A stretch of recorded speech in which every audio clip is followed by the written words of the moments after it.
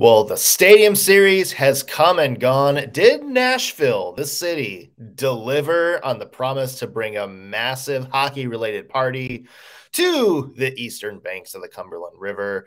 Plus, game didn't exactly go out as planned. Predators lose 3-2 to the Tampa Bay Lightning, something that we talked about during our preview for the game on Friday wound up being the thing that shifted momentum of the game. We'll go into that. Plus, minus. What were the pluses for the week? What were the minuses, including a very specific minus from the Stadium Series itself? This is Locked On Predators.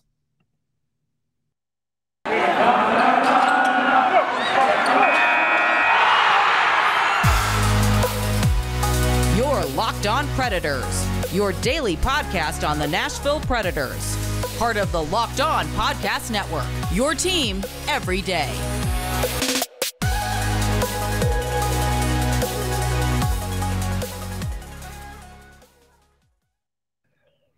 This is the Locked On Predators podcast. Thank you for making us your first listen of the day. I'm Nick Morgan. I'm a writer and editor at On the Forecheck, and I have a partner in crime. You do. I'm Ann Kimmel. I am a writer at ontheforecheck.com. You know, we have to hit the biggest headline from this past weekend, Ann. The biggest headline, and that is we met face to face. We did. Look at those wonderful people there. That's you and me. We've been working together for 3 years. And this is the first time we've met face to face. Also the first time I've met our buddy Sean C. Smith from On the Forecheck as well. Yeah, I've met Sean before. Sean is delightful. So it was great for me to get to see him again. But you're a totally real person. You are.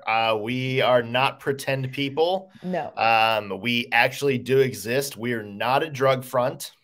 We are not. We're not a human drug front. You can actually physically see us. Yeah, it was good to finally meet you, not via a Restream podcast. Good to also meet Sean, not via a Restream podcast or snarky comments in Slack. So yeah, that was certainly the highlight of the weekend. It was so fun. That was a great party on Friday night. They had a home base freak out at Tailgate Brewery, which is where we met up.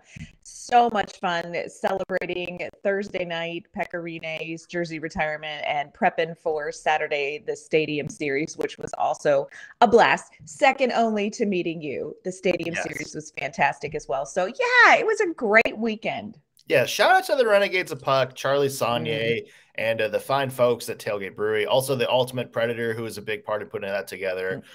Very fun little thing for the Preds fans the night before the game. A lot of people showed out. A lot of big names. Stu Grimson talking about the Predators beating the Ducks in 2011 while Bobby Ryan was 2 feet behind him. One of the underrated good moments of the night. But certainly a lot to talk about from that. And, thank you for everybody who came out.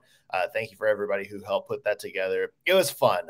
That was more fun than the game itself on Saturday. The Predators lost the Stadium Series to the Tampa Bay Lightning 3-2. We'll go into the game in just a second, but first, though, kind of want to gauge your thoughts on what you thought about the game or the Stadium Series as an event, like kind of the broad scope. What are your thoughts on that? Yeah, so I got to go, both Nick and I were at the Stadium Series, so this first person account kind of thing. And I would say that in just full disclosure, this is probably not my scene as far as when I'm used to hockey at Bridgestone. Big crowd, wasn't sure what to expect. There were a number of Tampa Bay fans in town. Downtown was packed. So kind of wasn't sure what to expect. I really had a fantastic time. Both my husband and I said, we're so glad that we went. We're so glad we experienced it. Nashville can throw a party. And I think we know that from the Stanley Cup Finals, when they hosted the NFL draft here, it was a big party then too. But this really was, I thought, fantastic. I liked almost everything about it. The There were a couple technical things in the beginning of it that weren't great, but they got smoothed out as the event went on. And for me, I thought it was great. I thought it was very quintessential Nashville with some fun things thrown in as well. But that was my take. What was your take on the event? Overall, relatively the same. Mm-hmm. I agree. I think nobody throws a sports related party like Nashville. Yeah. If you were down kind of on Lower Broad before the game or Second Avenue, that was packed. But they also Oh had like a gosh, lot of yeah. like tents set up, like merchandise tents and stuff like that. And then kind of when you crossed the river and got to Nissan Stadium, they of course the NHL had their little fan zone. With a couple of like bands performing before the game.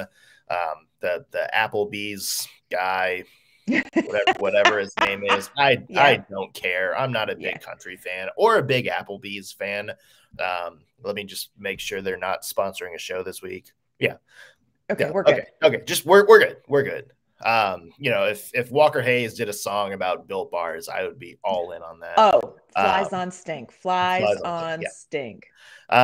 But yeah, that's a that is what it is. The in-game stuff, and maybe this is a hot take.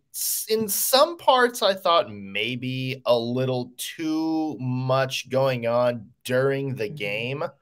I don't think we needed, a live performance between every TV timeout, including there's one kind of looked like a band awkwardly got their song cut off like mid-chorus. But they they kept playing just without any audio in the stadium, Yeah. for like the first like 15 seconds of the play, which was kind of weird. In some parts of it, I thought it was like a little too much. Like the trivia between was fine, Yes. but it also kind of, as somebody mentioned, we didn't get really a "you suck" chant, which would have been Right. cool. We didn't really get like the full. I think we did like Fang Fingers once or something like that. That would have been cool to see in front of a packed stadium instead of an arena. But little things like that. But overall, they knocked it out of the park. Jesse James Decker performing the national anthem Oh my was gosh. amazing. Incredible. I did like Miranda Lambert and Dierks Bentley during the first intermission. I thought that was a pretty fun show. So yeah, I would say other than the couple of nitpicky stuff I just mentioned, overall very, very good. Yeah, I would agree. I do wish, and look, I love country music. I grew up on country music. I enjoy country music, but I do wish there was a little bit more of a mix of, maybe Yeah.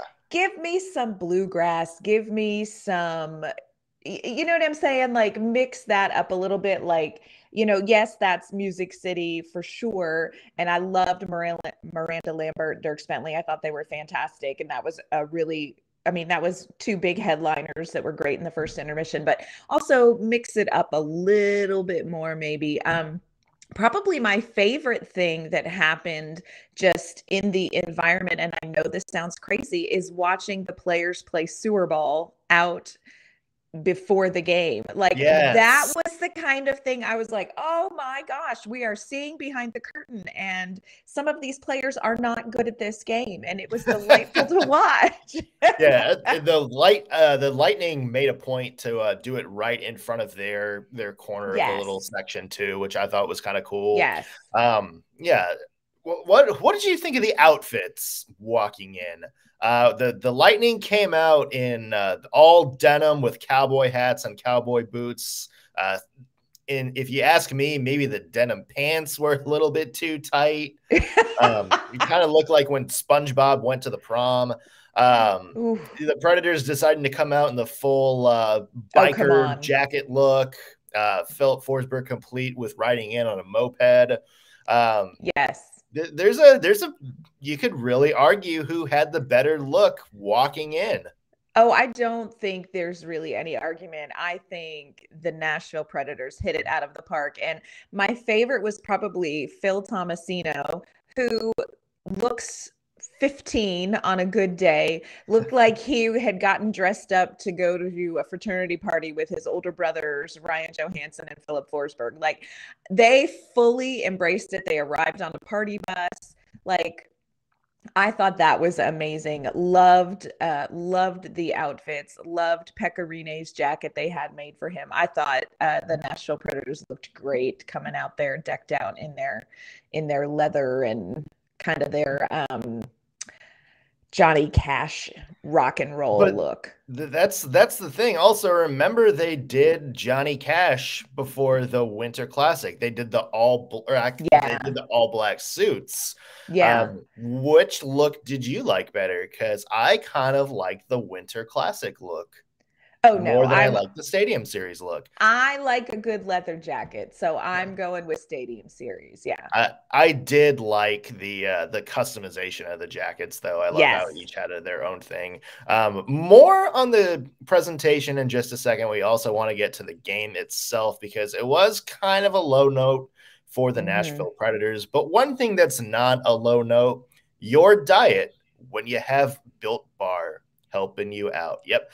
Built Bar is a protein bar that tastes like a candy bar. A lot of you have probably given up on your New Year's resolutions because, let's face it, eating healthy can sometimes be a little bit boring, but that's not the case with Built Bar. They're a treat. They're covered in 100% real chocolate. They have a new thing out called Built Bar Puffs. It is a protein-infused marshmallow. They're fluffy, marshmallowy, and covered in real chocolate. They kind of taste like those little marshmallow Easter eggs you get in your basket every April. Those are some of my favorite, but hey, we get it. It's not for everybody. So if you're not a marshmallow fan, don't worry. Built Bar still has plenty of great regular protein bars that you can pick from with a bunch of fantastic flavors. Their new one this month is white chocolate cookies and cream. They also have a mint brownie, chocolate peanut butter, a double chocolate, something for every single taste. Cherry Barcia is another good one. But no matter what you get, you're eating healthy. That's because all Built Bars are low in calories, low in sugar, low in net carbs, but high in protein. So not only do they taste good, they keep you full all day long. If you don't want to take my word for it, test it yourself. Go to built.com and use promo code LOCKED15 to get 15% off your order. Again, that is code LOCKED15 for 15% off at built.com. And over the past week, with Pekka Rinne's jersey retirement ceremony and, some of the celebrations and stuff around Smashville, an interesting topic came up. Should Shea Weber's number be the next one in the Bridgestone Arena rafters? This one is a little bit more complicated of a debate. Yes. So that is why on tomorrow's Locked On Predators podcast, we are going to be having that debate. And I know a lot of people have a lot of very strong opinions on either side. It's not a gimme, folks. Even though he is still probably one of the best Predators to ever wear the uniform, not a gimme about what his legacy in Nashville is going to wind up being. So be sure to tune in tomorrow for that conversation. But on a plus, we're talking about the Stadium Series, the event itself. I think, and we both agree, they for the most part knocked it out of the park. Okay, now I do have to ask you, in the Stadium Series, what's your feeling on the uniforms, the jerseys in the event? I would like to apologize to the Nashville Predators. You and me both. We spent so much time trashing those Stadium Series jerseys. And I have to backtrack because I think the look was really, really good. And in fact, me and my mom, because I went to the game with my parents just because they haven't been to a hockey game since before the pandemic, we were talking, and they was deliberately waiting to give them my Christmas list until after the Stadium Series jersey came out. And then once it came out, I told my mom, it's like, I made a point of telling you I don't like the Stadium Series jersey, and that's why I put like another one on my list. And she's like, yeah, I was going to get it for you. And then you mentioned how much you hated it. So But seeing them, like seeing the full outfit together, Yes. with the blue pants and the gold helmet with the TriStar on the side. I know a lot of people didn't really like that, but I love that look. Yeah. I like it. I like how it came together on the ice. I like Tampa's too. I think that was very clean, like the snow white mixed with like the Tampa blue kind of popping out. I think overall one of the better on ice Stadium Series looks that we've seen from the Stadium Series. Yeah, I would agree with that. Up to a point, I would agree. I feel like I need to apologize because, and the one that really got me is I grumbled and grumbled. Now I'm gonna, full disclosure, did get a Stadium Series jersey in the end because that's just how I roll. But Almost did. Almost did. But I didn't like the white numbers on the back. I'm like, why would you not make them gold? But once they were on the ice, I'm like, well, of course they look better in white. They wouldn't look as good in gold. I will say I did not like Tampa's as well. And when they first came out, I thought, oh, Tampa hit it out of the park. And I love theirs off the ice. I felt like it was too much white on the ice. But I'm not going to fashion police them to death, but I would say overall the look I thought was so much better than I originally anticipated. So, oops. giving you people an apology there. Yeah. Sorry about that. Yeah, I mean the Stadium Series itself is kind of like a weird, they like thrive on weird jerseys. I think like there really hasn't been a matchup where it's just like, oh, those look clean. It's not like the Winter Classic where they kind of like intentionally go back and make it look like a classic sweater. Yeah. I like the Preds look. I think in retrospect, now that I've seen it on the ice, it's maybe one of the, let's say top 6 or 7 Stadium Series looks that we've seen. Yeah. So yeah. Good comeback, Nashville. It's too bad that you couldn't have that same comeback energy actually on the ice because now we have to talk about the game itself. Yes. The Predators lost 3-2 to the Tampa Bay Lightning. They jumped out early. Great start for the Predators. Tanner Jeannot got them on the board. And then it all sort of fell apart in that second period, and 2 goals on the power play for the Lightning and then another one in the third. Philip Forsberg tried to rally him back. I thought the last 5 minutes of the game were really strong for the Predators. Yes. They couldn't pull it off. Too little, too late. And yeah, that's your habit. What are your overall thoughts on how the Preds did, Anne? I'm with you in when it comes to the gameplay. I actually feel a little bit disappointed because I feel like in the beginning of the game, Nashville really controlled this game. They did, in the first 100%. period. They were, controlling the game. They were controlling the pace. They were really, Tampa Bay was responding. They weren't driving the pace of the game. And so, that goal by Tanner Jeannot was just huge. And I thought, okay, this is it. We're here. And then it comes down to that second period slump. And this is a whole thing. It's that inconsistency that makes me and probably John Hines a little bit crazy. And they just lost control of it. So for me, it was very frustrating because I feel like, yet again, this is an opportunity where Nashville shows up and they're the kid that can bring home an A. And they spent 20 minutes giving you C+ work. And so it was frustrating from a hockey perspective because I feel like this was a game that Nashville could have won. I feel like Nashville can compete against these top teams really well when they play consistent, and they just didn't do it. And that's one of those things that, come playoff time, you don't have the luxury of taking the second period off. And we saw that on Saturday. You just can't give a break to some of these teams, and that's exactly what they did. Well, what did we talk about on Friday? And that was that, hey, Tampa is a team with a lot of depth all around. Depth wasn't going to win a game for the Nashville Predators this time. Right. What we needed to see happen was those superstars needed to step up and play like superstars. And other than that last 5 minutes, I don't think they did. It was a very quiet night for the Predators' big guns overall. Yeah. I think Yossi as a player played well, but I really, other than that last goal, didn't really see much from Forsberg, didn't really see much from Duchesne or Granlund. Johansen is somebody that I think we're kind of having to sit back and say, okay, like what's going on here? Yeah. And you look at the Tampa score sheet, and it was Braden Point that scored, Nikita Kucherov who scored. Yes. Steven Stamkos scored a great goal. Oh, that gosh. third play off a beautiful feed from Hedman. And Yep. those are all of the star players for Tampa Bay who carried their team to win. You are going to need depth is great. Tanner Jeannot scoring is fantastic. I'm glad he's getting recognition as the depth line. I'm glad the Herd line is getting it. You know, I'm glad like some of these like bottom pair guys like Matt Benning is getting a lot of kudos. But if the Preds want to be a legitimate playoff contender, they're going to need their big guns to step up and win games like these.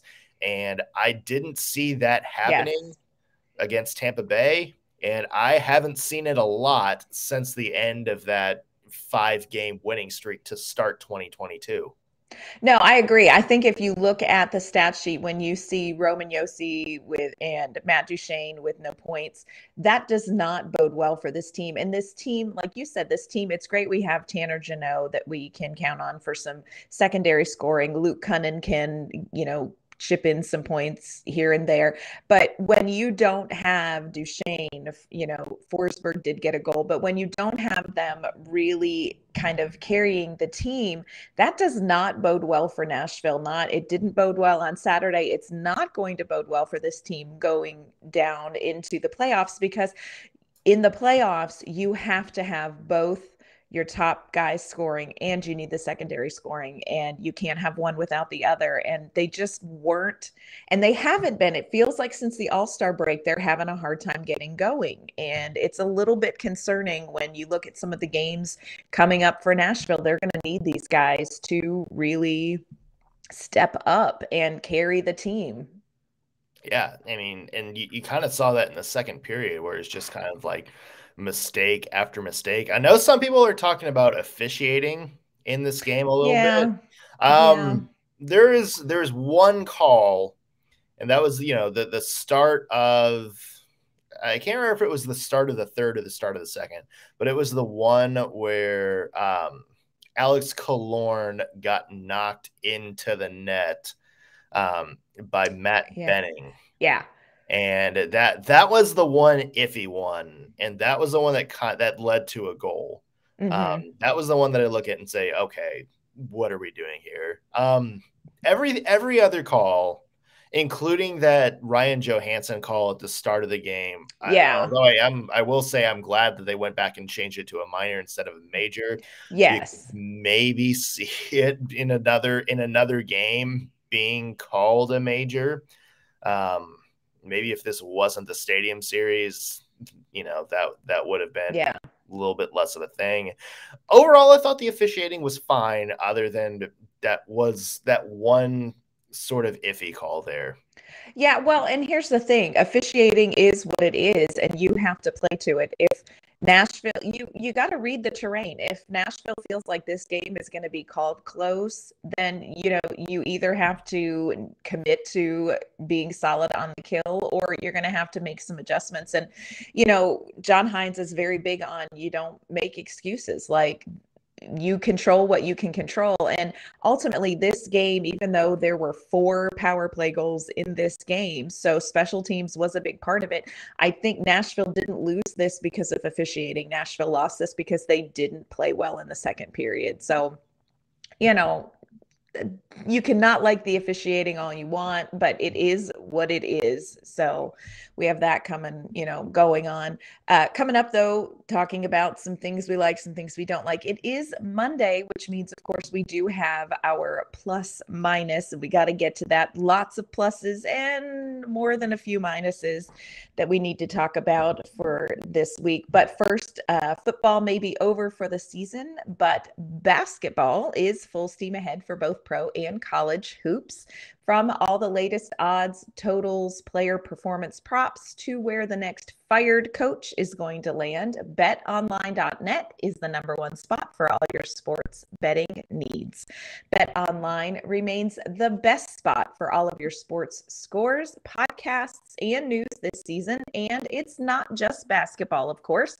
BetOnline.net is your source for hockey and boxing and UFC odds, right to all sports coverage and information you could need. Head to the website today or use your mobile device to learn more about the trends and action. BetOnline, where the game starts. We're talking about the Stadium Series from Saturday. The Preds lost the game, but you know, the event itself was nice. It was a nice event. It was a fun night to be out. Yeah. Let's have a little bit of a Stadium Series flavor in plus minus. It's Monday, so if you're new to the show, what we do on Mondays, we take the pluses from the week, aka stuff we liked, and then we compare it with the minuses from the week, stuff that we didn't really like or that needs to be improved on. And why don't you start us off with a plus? Oh, with a plus. I mean, the plus that we all needed, the dynamic duo, the joy of Nashville, the peas and carrots that are Pekka Rinne and Taylor Lewan. Like, this is the couple we didn't know we needed, who probably should have their own sitcom or reality TV show. So at the beginning of the Stadium Series, Brett Kern, Taylor Lewan, and Pekka Rinne came out for the puck drop. And they were carrying kind of behind them a little igloo cooler. And you're thinking, okay, there's either beer, a heart transplant, or a catfish in there. And of course it was a catfish. And Taylor Lewan whips out the catfish, hands it to Pekka Rinne. Bless Pekka Rinne's heart. If you haven't seen the video. So hard. But the plus on that also is the GIF that we now have for all eternity. Yes, it's amazing. Pekka Rinne and the catfish. If you didn't see it, you need to spend some time online finding this video because it's worth it. And I challenge you to use this GIF today as many times as you possibly can. So just a shout out to Pekka Rinne and Taylor Lewan, because Taylor Lewan is like the older brother corrupting the sweet younger brother, and it was just magical. So big plus to that dynamic duo, who, again, Nashville reality show right there. Yes. Make it happen. And also would have loved to see both a beer and a catfish and that cooler. Yes. I'm going to the game itself, and I'm going to give a plus to somebody who I think has been playing some really good hockey over the past couple of weeks, and that is Michael McCarron. How about Seriously? And I want to call him out because I know a lot of people have kind of given him some criticism. A lot of people would like, maybe somebody a little bit more exciting, like Tommy Novak or somebody like that, to fill that fourth line. I don't think it's far-fetched to say one of the best Predators on the ice during that Stadium Series game. In that first period alone, a great penalty kill off that Johansen penalty. And he followed it up with two really good chances. Yes. To set that up. And then the Patrick Maroon fight to get it going. As somebody in the stands behind me shouted, hit him in his very pretty hair. So, yeah, I think Michael McCarron played a very good Stadium Series game, and he's been playing some very good hockey. He has. Really over the past couple of weeks. He's a very strong penalty killer. He's not known for his offense, but he's skilled enough in the offensive zone to create some chances for the Nashville Predators, and I think he's been doing a good job of doing that the past couple of games. Yeah, I think he's somebody who deserves a shout-out.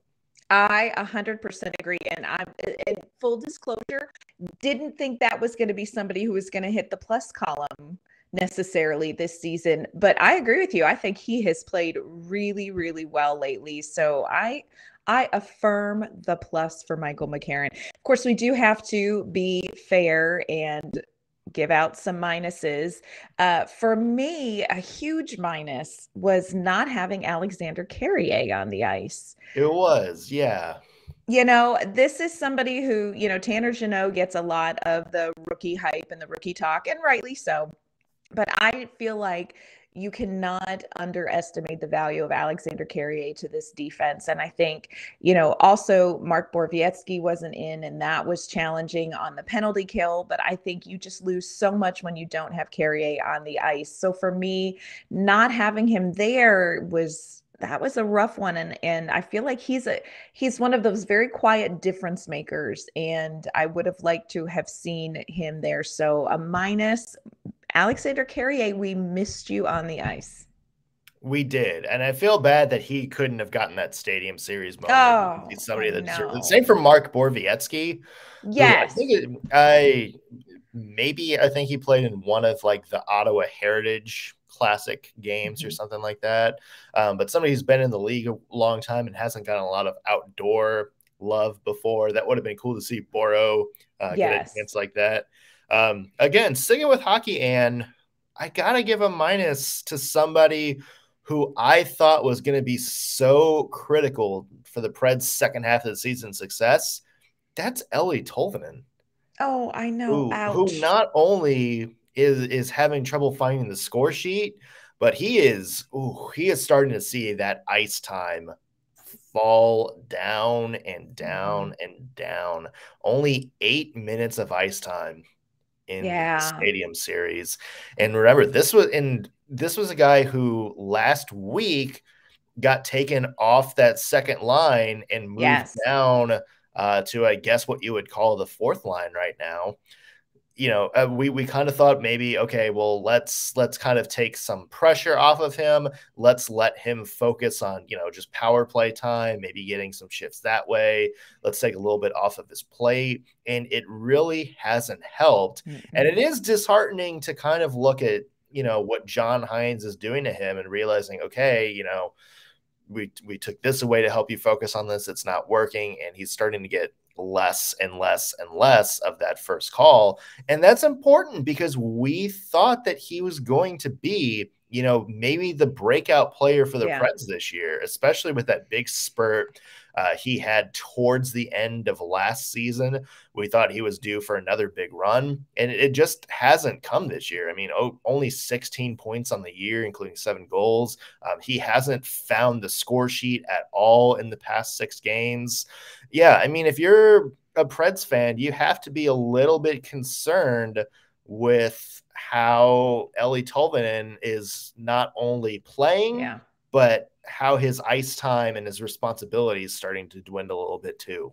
Yeah, I agree with you. And this is a player that I so want to see do well and kind of find his stride, but it's really taken a long time this season and it's just kind of not coming. So I agree with you. That one's a little bit rough. Now, of course, we are Hawktimists. We don't want to be the people that poop on the parade. Like some people in Nashville are who poop on the statue. So, sorry, what? Go ahead, Ann. Sorry, I have something in my throat there. So want to end on a plus, and this is something that, of course, you mentioned earlier in the show, but I do want to say that my biggest plus from this weekend was, of course, meeting Nick in person. So much freaking fun. Like, we have a great time doing the show. We really do. It's always fun, and probably we have lots of fun talking before the show, and you're welcome that some of those conversations don't carry over into the show, but just was so much fun. And it was great to meet you. It was great to hang out with our On the Forecheck folks. It was really great to see the hockey community come together. We have people from all different venues and all different jobs and all different fandoms who have come to Nashville Predators fandom via different routes. And it just really was an amazing hockey weekend. And of course, the highlight was meeting you. Yes. And likewise for me too. It's good to put somebody that I've worked with for 3 years now. 3 years. Get to see them in person. And not just you and Sean too, but a lot of people that I've had the pleasure of like interacting with on Preds Twitter. I got to hang out with them over the weekend. Alex Doherty, who's an OTM legend. He's another guy that I got to hang out with. Some other guys from the Renegades of Puck and the Preds community. So it's fun. When you do stuff like this, you obviously do it because you're a part of the Preds community and you kind of want to channel in on what people are saying. You kind of want to represent on this podcast the feelings of, what the Preds fans think of things. And so that's why I'm glad that I got to go out and meet so many people, not just you and Sean, but, so many fans, so many just, good interactions. Had a lot of, once we started telling them, oh yeah, we're Locked On Predators. We're on the forecheck. We kind of let it, oh yeah. Read that every day or something like that. It was great. Was fun. I will say, Anne, I do want to end on one last quick minus. Oh, no. Okay. And that is, where were the pig races? If there is one thing that the Stars did better than the Nashville Predators in terms of an outdoor game, it was the pig races. And if you're saying no, it was hokey, look deep into your heart and tell me you did not want to see redemption for Roham Yossi or Ryan Johansen or Porker Rene. No, you wanted those guys to be front and center this weekend. And if you're going to sit here and tell me, no, the pig races are stupid, you are a damn liar, sir or madam. The pig races needed to make an appearance or at least a victory lap. Hey, have Roham Yossi throw out a catfish on the ice from whatever the pig equivalent of a Tennessee Titans offensive line. That is my one minus from the game. I will allow that minus. If we all really look way, way deep down, I think we're all right there with you. Yes. Okay. I'm glad you are in agreement. Yes. I would have been heartbroken had you said otherwise. Again, lots of stuff to get to this week. Tomorrow, conversation about should Shea Weber be the next Pred to have his jersey retirement. Not exactly a slam dunk there in terms of that. Also, Preds have a Western Conference swing coming up, including a trip to Seattle on Wednesday. So preview coming up later this week for that. In the meantime, Anne, where can the people find your work? You can find my work at ontheforecheck.com, and you can find me on Twitter at ANK_Mama on Ice. You can find me on ontheforecheck.com as well. Follow me on Twitter _NS Morgan. Also, be sure to follow the podcast on Twitter at LO_Predators. If you're watching us on YouTube, be sure to like us, subscribe, and leave a comment. Helps the algorithm and helps other Preds fans find our show. Also, be sure to leave a comment and just tell us what you thought of what we talked about on today's show, or let us know if there's another topic you want us to discuss down the road. We're always looking for good ideas. In the meantime, though, thank you as always for making Locked On Predators your first listen of the day. We'll be back tomorrow with more hockey talk.